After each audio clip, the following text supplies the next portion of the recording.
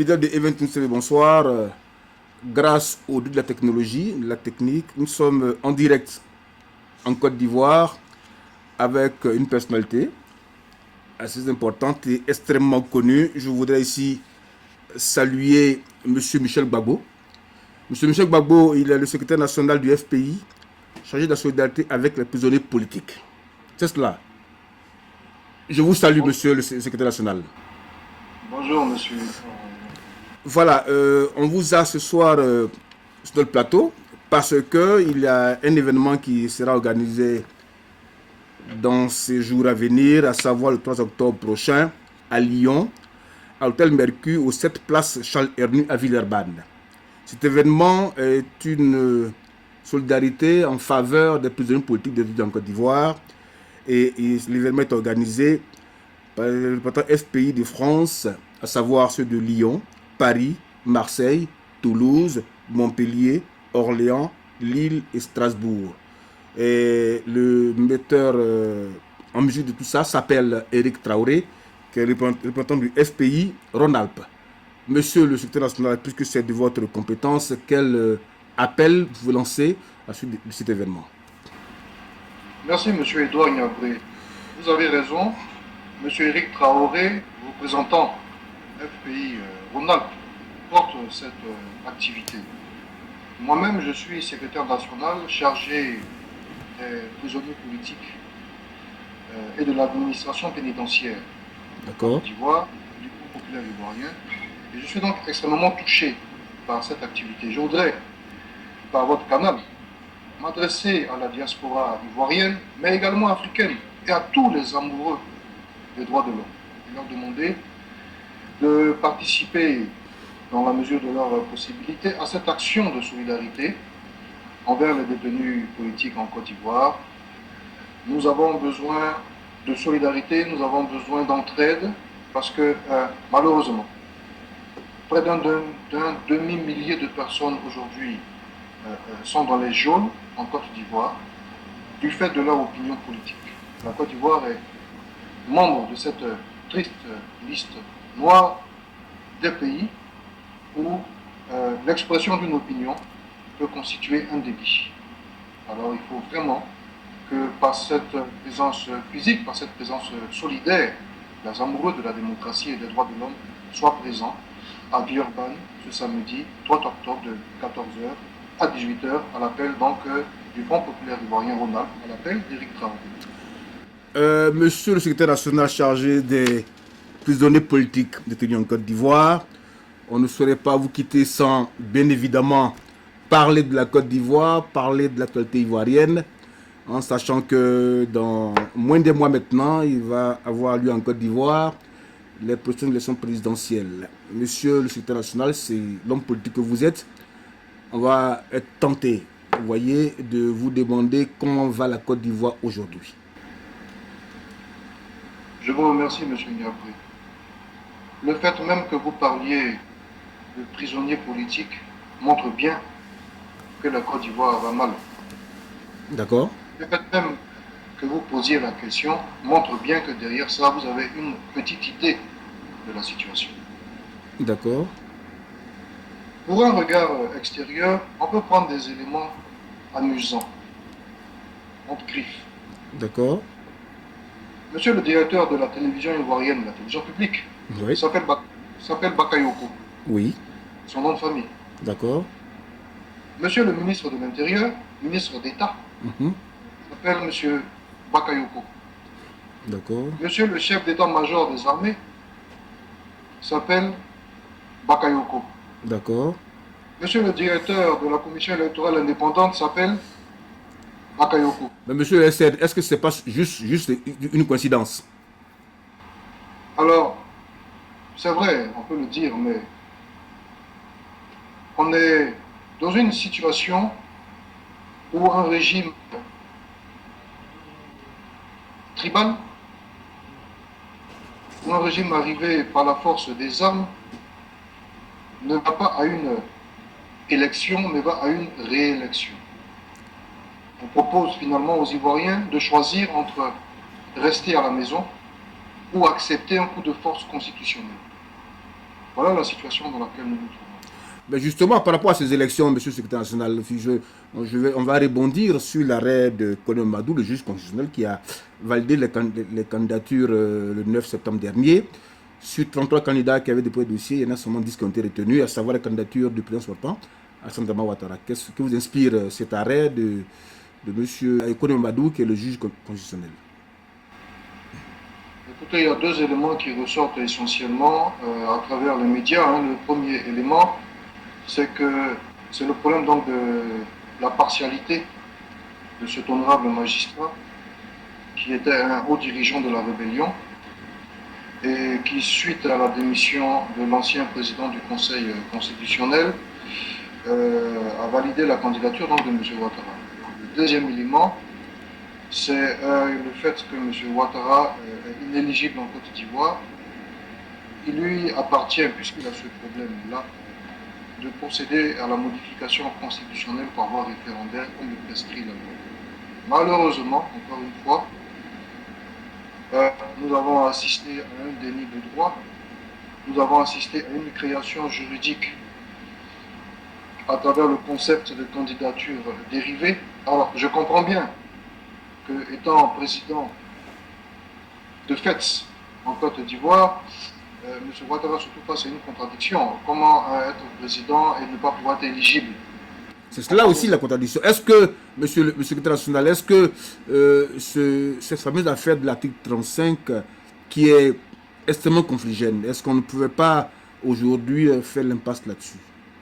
Je regrette beaucoup justement qu'on en soit encore là et je regrette beaucoup le coup de force constitutionnel qui est en train de se dérouler en Côte d'Ivoire. Coup de force militaire au Burkina, coup de force constitutionnelle en Côte d'Ivoire, c'est toujours un coup de force.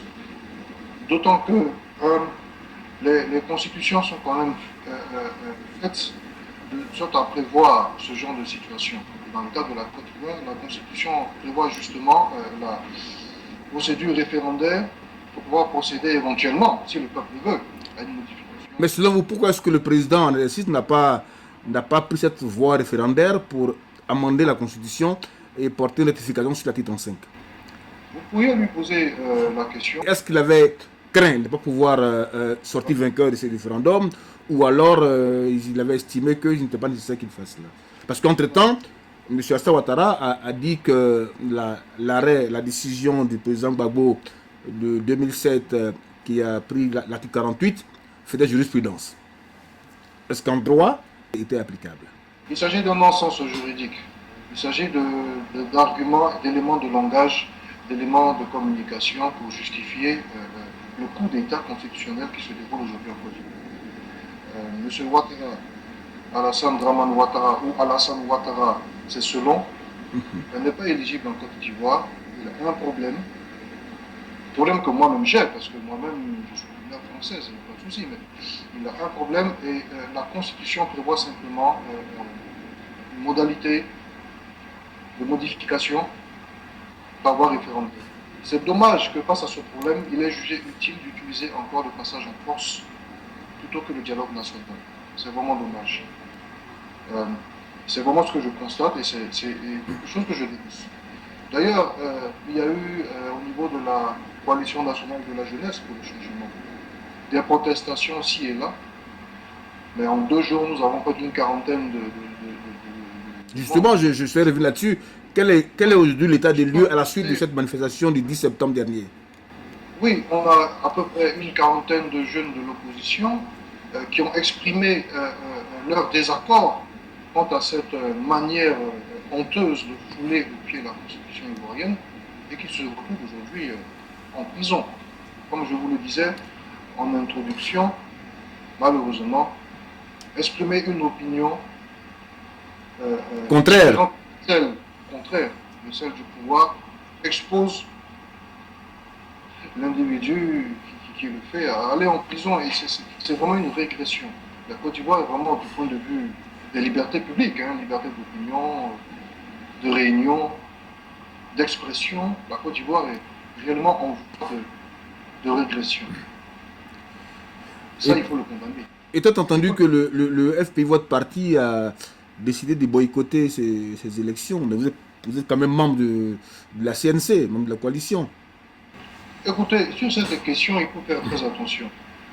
Jamais le FPI n'a dit qu'il boycotte. Le FPI pose un certain nombre de problèmes qui sont de nature diverse. Nous avons en Côte d'Ivoire plus de 120 000 personnes qui ne sont pas immatriculées à la fonction publique et qui sont porteurs d'armes. En fait, ce sont des anciens miliciens qui ont porté M. Ouattara au pouvoir, en quelque sorte, et qui ne sont toujours pas désarmés et qui pullulent dans les campagnes. Donc tu constitues un danger. Donc qui constitue donc un danger, mais un danger non seulement pour la Côte d'Ivoire, pour la stabilité de ce pays important, mais un danger même pour toute la sous-région, du fait de leur implication éventuelle dans d'autres conflits, et puis du fait que nous avons des frontières poreuses. Et donc, au niveau interne, qui constitue donc un danger pour la stabilité. Les électeurs et les candidats ne sont pas certains de sortir vivants de cette affaire électorale vers laquelle l'on tend de nous amener. Voilà. Quand on se souvient qu'en 2010, les armements qui n'avaient pas été faits avaient mis en péril la vie des électeurs.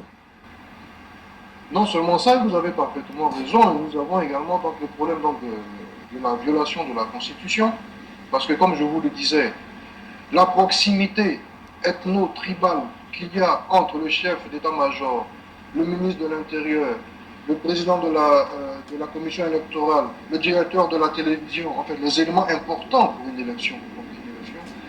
Ces gens-là viennent tous du même village, ont tous le même nom, et on voit bien qu'il y a un problème de partialité des acteurs. Il y a vraiment un problème de partialité, et également, donc, nous avons le problème donc, de la constitutionnalité même de la candidature de M. Ouattara. Ceci étant, on peut remarquer en outre qu'il n'y a pas eu de véritable consolidation de la liste électorale, c'était une liste électorale totalement bâclée, avec une absence notoire d'agents sur le terrain, comme si finalement on ne voulait pas que les nouveaux majeurs s'inscrivent. Il y a tout un chapelet comme ça de problèmes qui ne sont pas réglés, qui tendent à justifier un coup d'État constitutionnel. Alors, en responsabilité, le Front populaire ivoirien et la coalition nationale pour le changement disent non et posent donc ces problèmes aux acteurs politiques, à l'institution qu'est la présidence de la République, pose également ce problème aux institutions que sont la commission électorale indépendante et le Conseil constitutionnel. Et évidemment pose ce problème donc au peuple. Monsieur Michel Gbagbo, quel est donc votre regard? Qu'est-ce que vous pensez? Est-ce que vous pensez qu'effectivement, le 25 octobre prochain, les Ivoiriens pourront aller aux urnes, vu la situation qui est présente devant eux? Écoutez, vous voulez me demander, est-ce que les élections vont se dérouler? On peut le dire comme ça. Bon. On peut me demander de me projeter dans l'avenir. C'est vrai, c'est important, mais je ne peux pas réellement répondre oui ou non. D'accord. Je vous dis simplement que, membres de la coalition nationale pour le changement, nous luttons pour que s'il y a élection, ces élections soient démocratiques. Et nous lutterons, si vous voulez, jusqu'au bout. Maintenant, après, est-ce que les élections auront lieu réellement ou pas? Bon, ça, on verra bien. Ok. Monsieur le secrétaire national... Nous sommes ancrés sur les moyens démocratiques, c'est-à-dire les marches, les grèves, les appels au peuple, les meetings.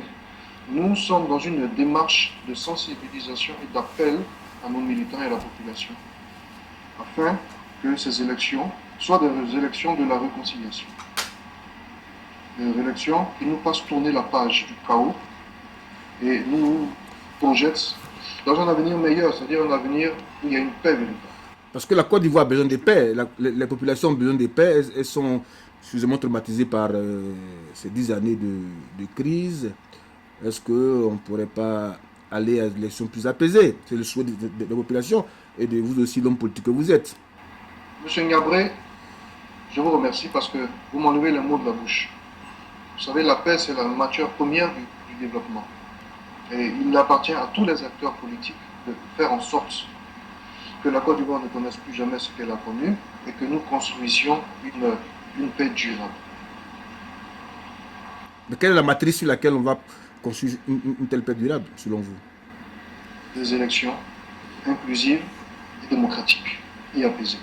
Ce qui nécessite le désarmement des milices, un listing électoral consensuel, un libre accès aux médias d'État. D'accord. La constitutionnalité de toutes les candidatures, la sécurisation et des électeurs et des candidats, etc. etc. Monsieur le secrétaire national, on va bientôt finir cet entretien, mais je vais avec vous, on va franchir juste quelques kilomètres et puis aller juste à côté. Que vous inspire les événements qui se passent aujourd'hui au Burkina Faso? Écoutez, personnellement, je condamne tous les putschs et tous les coups d'État. Et je condamne l'usage de la violence pour régler les crises internes dans les pays. Et donc je n'approuve pas du tout ce qui s'est passé. Pour un Ivoirien de ma génération, il y a un parallèle à faire entre les événements réactionnaires qui se sont déroulés en 2002 en Côte d'Ivoire et cette régression qui a lieu actuellement au Burkina Faso. Ce sont toujours les mêmes acteurs qui tentent de ramener les pays et les peuples en arrière. Et ce sont toujours les mêmes acteurs qui tentent d'empêcher la démocratie de déployer ses ailes. Et donc moi je condamne ça. Maintenant, il faut l'espérer. Il faut espérer qu'une solution très rapide soit trouvée. Il faut espérer que le président de la République et le Premier ministre jouissent totalement de leur liberté. Et il faut espérer que la transition soit remise sur pied afin que le Burkina aille à des élections apaisées ici un mois.